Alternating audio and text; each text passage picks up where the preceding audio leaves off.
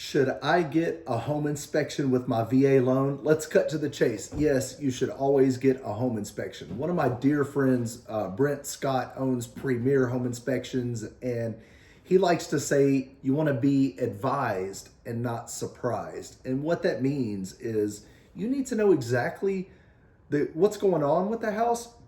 They may not be things that are deal killers, but they could be things that could cost you a ton of money that could change the situation for you.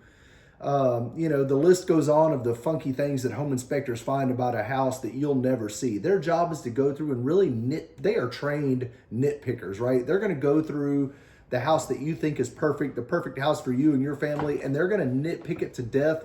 They're going to call to your attention things that you will probably never see.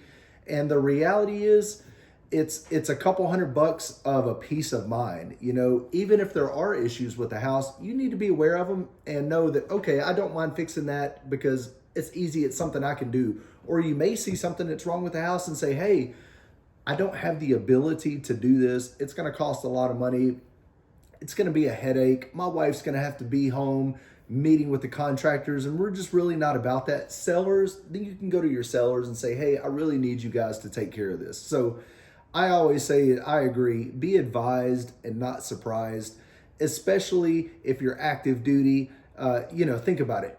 I know you may have some time off and you may have some the ability to get things done, but you got to think, if you pop orders or have to go TDY or have to go training somewhere, you may not have the time to do that. So you got to take those things into consideration and really figure out what's going to be the best move for you and your family. But my advice is, although a home inspection is not required for a VA loan, they are highly advisable.